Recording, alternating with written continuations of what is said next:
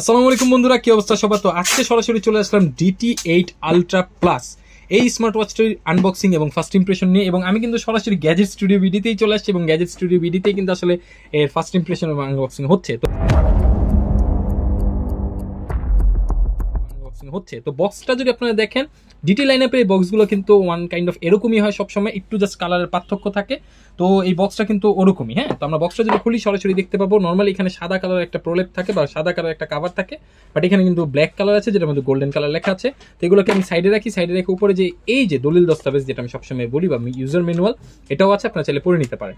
তো এখন সরাসরি চলে আসি এই স্মার্ট ওয়াচটার দিকে। এবং স্মার্ট ওয়াচটার দিকে যদি আপনার প্রথমে ইমপ্রেশনটা দেখেন, ওই একই টাইপের স্মার্ট ওয়াচ, একই টাইপের বিল্ড কোয়ালিটি, বাট জাস্ট পার্থক্যটা যদি বলেন তাহলে এর স্ট্র্যাপ, এটা পুরো হুবহু অ্যাপেল ওয়াচ যে আলট্রা লাইনআপের যে স্ট্র্যাপগুলো আছে পুরো হুবহু ওটার মতোই দিতে তারা চেষ্টা করেছে। এবং এই স্ট্র্যাপের কোয়ালিটি যদি বলে আমার কাছে বেশ চমৎকার লেগেছে, কালার অ্যাকুরেসিটাও যথেষ্ট পরিমাণে ভালো। সিলিকনের স্ট্র্যাপটা কিন্তু যে কারো হাতেই মোটামুটি মানাবে যদি ফ্যাশন করতে চান আমাদের গ্যাজেট স্টুডিও বিডির মিলনের মতো। এবং এখন যদি আসি বিল কোয়ালিটি বা এর ডিজাইনটা নিয়ে, ডিজাইন তো আমি আগেই বলেছি অ্যাপেল লাইনআপের যে ডিজাইন ওটার মতো। বিল কোয়ালিটি যদি আমি এর স্টিকারটা খুলি, আপনারা দেখতে পাচ্ছেন ডিসপ্লে কোয়ালিটি যথেষ্ট পরিমাণে ভালো। এবং এর বিল কোয়ালিটি এটা কিন্তু টোটালি অ্যালুমিনিয়াম অ্যালয়। এবং এর বাঁ দিকে রয়েছে এর স্পিকার গ্রিল এবং এর সাথে যে কুইক অ্যাক্সেস টুগলটা সেটা। এর ডান দিকে রয়েছে এর হুইলটা বা এটাকে ক্রাউন হুইল বলি আমরা এটা, এবং এর নিচে রয়েছে একটি বাটন এবং এর মাঝখানে রয়েছে মাইক্রোফোন। এবং এই সাইডগুলোতে যদি আপনারা দেখেন যে অ্যাপেল ওয়াচের মতোই তারা করতে চেয়েছে, ছোট ছোট দুটো হোল দিয়েছে। আর পেছনের দিকে যদি দেখেন, এখানে কিন্তু আসলে স্ট্র্যাপ লক যেটা বা স্ট্র্যাপ রিমুভার লক যেটা বলতে পারেন সেটা আছে, যেটা অ্যাপেল ওয়াচে আমরা সবসময় দেখি। ডিটি লাইনআপে কিন্তু কিছু কিছু স্মার্ট ওয়াচের ক্ষেত্রে কিন্তু এটা আঁকা ছিল, বাট এটার ক্ষেত্রে কিন্তু একদম অরিজিনালটা দিয়েছে। তো ওভারঅলে যদি এখন আমি এই স্মার্ট ওয়াচটাকে ওপেন করি, জানি না চার্জ আছে কিনা, বা হ্যাঁ চার্জ আছে, হ্যালো জানাচ্ছে আমাকে আপনাদের সাথে।